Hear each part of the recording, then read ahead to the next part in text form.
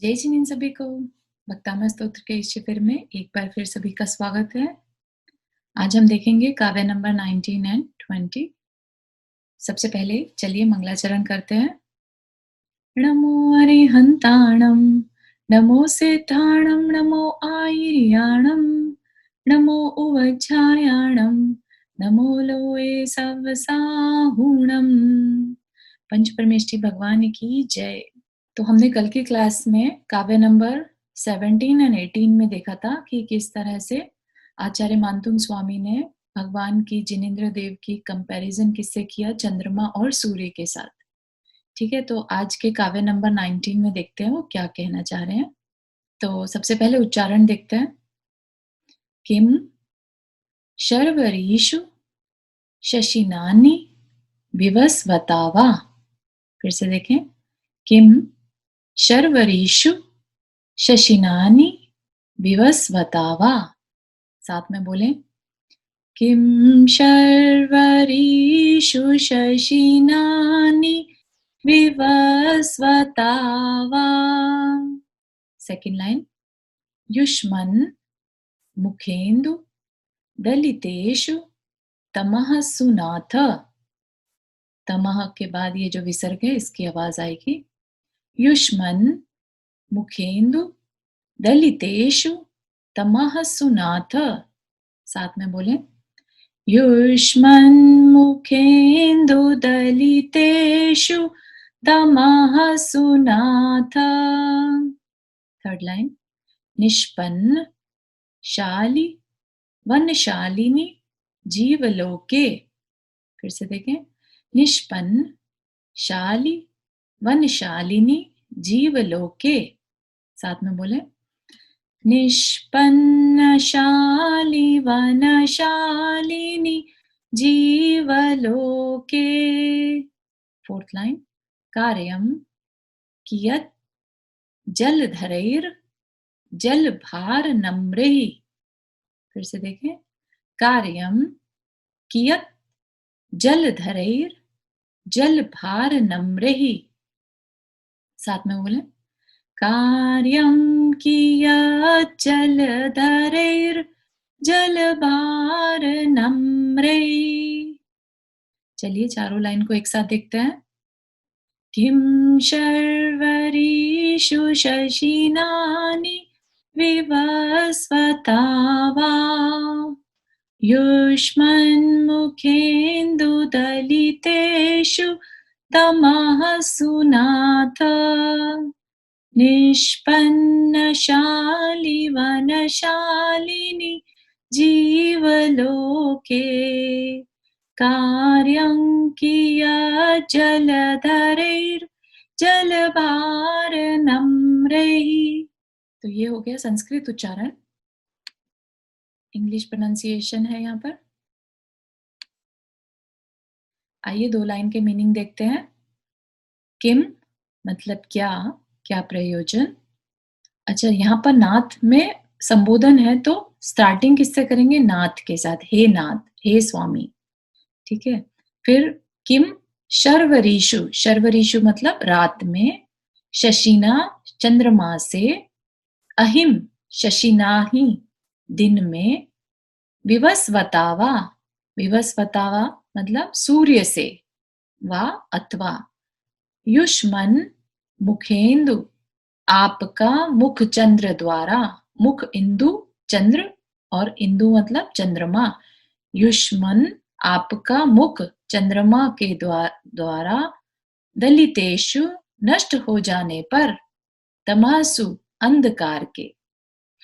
इसको एक साथ देखे तो। हे स्वामी, जब अंधकार, तमसु अंधकार आपके चंद्रमा के समान मुख से नष्ट हो जाता है, तब ऐसे में शशिनानी रात्रि में चंद्रमा और दिन में सूर्य की क्या आवश्यकता या क्या प्रयोजन है। यहाँ पर उसकी हिंदी की गई है। नेक्स्ट टू लाइंस को देखते हैं। निष्पन्न, निष्पन्न है पके हुए, शाली, शाली वन मतलब धान के खेत, शालिनी, शालिनी होता है शोभायमान, अच्छा लगना। जीवलोके संसार में, कार्यम काम, कियत क्या, कितना। जलधरैर् जल, जल के भार नम्रै, भार से झुके। ठीक है, तो जलधर मतलब यहाँ पर फिर से जलधर किसका नाम है? मेघों का दूसरा नाम हो गया ना। पहले हमने वारिदानम भी देखा था और उससे पहले भी डिफरेंट नेम यूज किए थे। तो जलधरेर, जल, जल से भरे मेघ, और क्या है वो? भार से नमरे, मतलब भार से नीचे की तरफ झुके हुए हैं। तो ऐसे बादलों का क्या कार्य? तो यहाँ पर क्या कहना चाह रहे हैं कि अगर शालीवन धान से अगर खेतों में धान पक चुका है, ऐसे और जो जीव लोग, ऐसे लोग में लोग उससे खुश हो रहे हैं, शालिनी शोभायमान हो रहे हैं या हर्षित हो रहे हैं, तब ऐसे में जल से भरे हुए मेघों का, जो भार से झुके जा रहे हैं, उनका क्या कार्य है?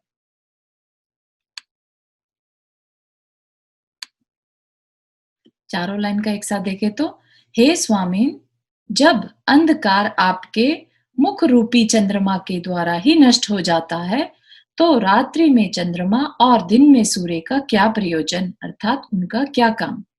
जैसे पके हुए धान के खेतों से शोभायमान धरती पर पानी के भार से झुके हुए मेघों के आने से फिर क्या प्रयोजन, अर्थात कुछ नहीं, वो वेस्ट है। भावार्थ देख लेते हैं। तो यहाँ पर आचार्य मानतुंग स्वामी क्या कहना चाह रहे हैं कि जब, जैसे पहले दो काव्य में किससे कंपेयर किया था? चंद्रमा के प्रकाश से और सूर्य के प्रकाश से, कि वे उनसे भी अधिक प्रकाशमान हो रहे हैं भगवान है। तो जब आपका मुख चंद्रमा और सूर्य से भी अधिक प्रकाशित हो रहा है, चंद्रमा रूपी मुख से ही जब अंधकार दूर हो जाता है, तो ऐसे में रात्रि में चंद्रमा के प्रकाश, प्रकाश किस लिए होता है? अंधकार को दूर करने के लिए। और दिन में सूर्य के प्रकाश, वो भी अंधकार को दूर करने में काम आता है। तो इन दोनों का क्या प्रयोजन है? क्योंकि प्रकाश दूर करने में भगवान का मुख ही काफी है, तो फिर इन दोनों की कोई आवश्यकता नहीं रहती। एग्जाम्पल के लिए उन्होंने क्या लिया समझाने के लिए? जैसे खेत का धान पक जाने पर जब सभी जन हर्षित हो रहे हो, उस समय पानी से भरे हुए बादलों का आना बेकार हो जाएगा। ठीक है, एक और चीज यहाँ पर देखने के लिए है, ऐसे में अगर हम अपने सभी कार्यों में उनकी भक्ति को निमित्त बना लें, तो लौकिक सपोर्ट, जो हमारे लौकिक निमित्त है, वो भी और भी अधिक कार्यकारी हो जाते हैं। भगवान का तेज, उनका सानिध्य हमारे पुण्य को, हमारे ऑरा को प्योरीफाई करने में कारण बनता है। भारी कठिनाइयां कोई हैं, अगर नेगेटिव एनर्जी अगर हमें फील हो ज्यादा, नजर लगना आदि, ऐसे जो कार्य हैं वे सब निष्फल हो जाते हैं, हमारी लाइफ से चले जाते हैं। हमें करना क्या है यहाँ पर कि हम जिनेंद्र देव के मुख से जो प्रकाश निकल रहा है, उसको अपनी तरफ आता हुआ विजुअलाइज करें, उसका ध्यान करें, और फिर देखें कि आपको हर कार्य में सफलता मिलेगी, क्योंकि आप अपने अंदर में पॉजिटिव एनर्जी को फिल कर रहे हैं भगवान के एनर्जी के थ्रू। ठीक है, तो इसका लाभ भी एक बार देख लेते हैं। ये काव्य जो है, आप इसको आजीविका व्यवसाय की सफलता के लिए और मंत्र विद्या, जादू टोने, नजर लगना आदि के प्रभाव को नाश करने के लिए यूज कर सकते हैं। इसको आप 27, 54, 108 जितना भी आपकी शक्ति हो उतना पढ़ें। इसका मंत्र भी देख लेते हैं। दीप प्रज्वलन मंत्र है, ओम ह्रीम अरहम सर्व विक्रिया बुद्धि रिद्धि, सर्व विक्रिया बुद्धि रिद्धि प्राप्तेभ्यो नमो, दीप प्रज्वलनम करोमि। रिद्धि मंत्र है, ओम ह्रीम अरहम नमो विज्जा हराणम, ओम ह्रीम अरहम नमो विज्जा हराणम। ठीक है, तो यहाँ पर हमारा काव्य नंबर 19 हो गया। काव्य नंबर 20 देखते हैं। चलिए संस्कृत उच्चारण। ज्ञानम, इसको ज ज और य को एक साथ मिला दे तो ज्ञ बनता है, तो इसका हम उच्चारण ज्य भी कर सकते हैं। ज्ञानम यथा त्वयि विभाति कृतावकाशम। फिर से देखें, ज्ञानम यथा त्वयि विभाति कृतावकाशम। साथ में देखें, ज्ञानम यथा त्वयि विभाति कृतावकाशम। सेकंड लाइन, नैवं तथा हरिहरादिषु नायकेषु। नैवं तथा हरिहरादिषु नायकेषु। साथ में बोलें, नैवं तथा हरिहरादिषु नायकेषु। थर्ड लाइन, तेजः स्फुरन्मणिषु याति यथा महत्वम्। फिर से देखें, तेजः स्फुरन्मणिषु याति यथा महत्वम्। साथ में बोले, तेजः स्फुरन्मणिषु याति यथा महत्वम्। फोर्थ लाइन, नैवं तु काचशकले किरणाकुलेपि। काच जब बोले तो काच बोलना है, ऊपर बिंदी नहीं है इसमें, ये ध्यान रखिएगा। फिर से देखें, नैवं तु काचशकले किरणाकुलेपि। साथ में बोले, नैवं तु काचशकले किरणाकुलेपि। साथ में बोले, चारों लाइन, ज्ञानं यथा त्वयि विभाति कृतावकाशम्। नैवं तथा हरिहरादिषु नायकेषु। तेजः स्फुरन्मणिषु याति यथा महत्वम्। नैवं तु काचशकले किरणाकुलेपि। ठीक है, तो ये संस्कृत उच्चारण हुआ। English pronunciation. पहली दो लाइन का मीनिंग देखते हैं। ज्ञानम मतलब ज्ञान, यथा जिस तरह से, त्वयि आप में, विभाति शोभायमान होता है, कृतावकाशम मतलब कि कहीं और अवकाश नहीं होना, या ये कह लीजिए संपूर्णता को प्राप्त। न एवं नहीं, एवं इस प्रकार, तथा तरह से, जैसे, हरिहरादिषु, हरिहर होता है विष्णु शिव, आदि देव जो हैं, नायकेषु देवों में। तो इसका कैसे देखेंगे, जैसे जैसे ज्ञान संपूर्णता के साथ, क्योंकि उन्होंने क्या किया, कृत अवकाशम अवकाश दे दिया सारे ज्ञान को अपने अंदर प्रकाशित होने के लिए। तो यहां पर क्या कह रहे हैं, जैसे ज्ञान संपूर्णता के साथ आप में सुशोभित हो रहा है, वैसा ज्ञान विष्णु शिव आदि अन्य देवों में नहीं देखा जाता।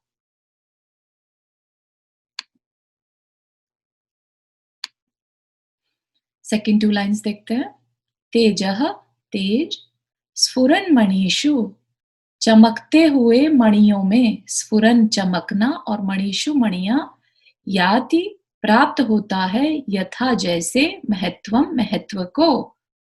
नैवं न एवं, न मतलब नहीं, एवं वैसे, तू निश्चय से, काच शकले काच के टुकड़े में, किरणाकुलेपी मतलब सूर्य की किरणों से चमकते हुए भी।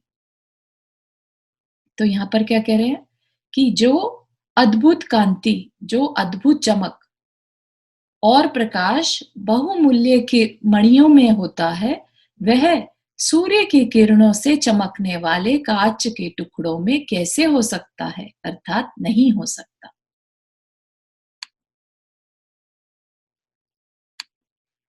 ठीक है, चारों लाइन को एक साथ देखते हैं। जैसा ज्ञान, संपूर्ण ज्ञान आप में सुशोभित है, वैसा ज्ञान जगत में विष्णु शिव आदि अन्य देवों में नहीं देखा जाता।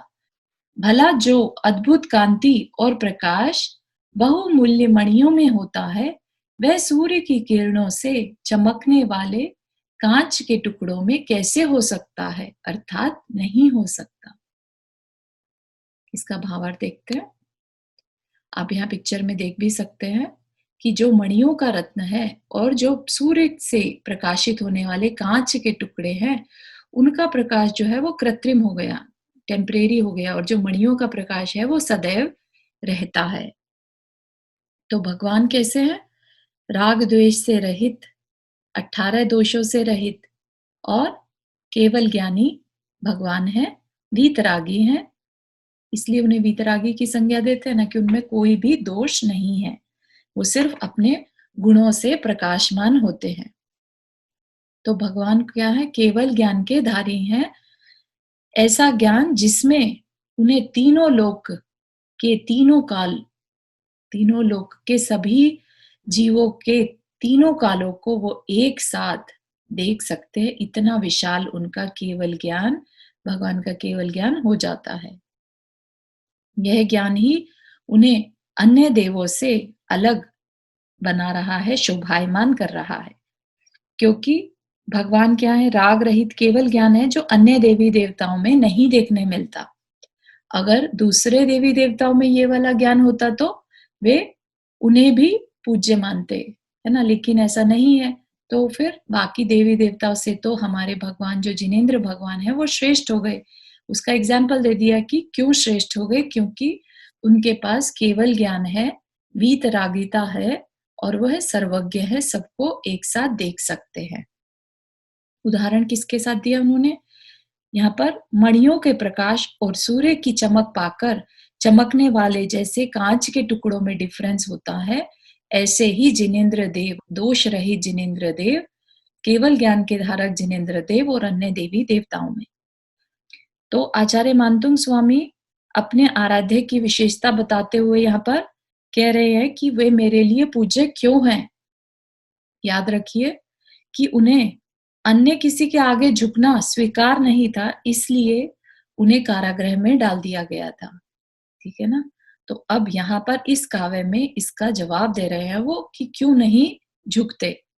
ठीक है ना? और इसी निश्चलता, दृढ़ता और निर्मल भक्ति के कारण ही उनके ताले खुल गए थे। ठीक है? तो बहुत ही सुंदर काव्य है ये। इसका आप ध्यान करें, चिंतन करें और इसका पाठ करें। बहुत लाभकारी ये है, काव्य है। इसके लाभ देखते हैं। यह संतान के लिए, संतान प्रदायक, लक्ष्मी, सौभाग्य, विजय, बुद्धि, तो हर तरह से ये जो काव्य है ये बहुत ज्यादा लाभकारी है। इसको आप पढ़ें अपने लौकिक जीवन के विकास के लिए।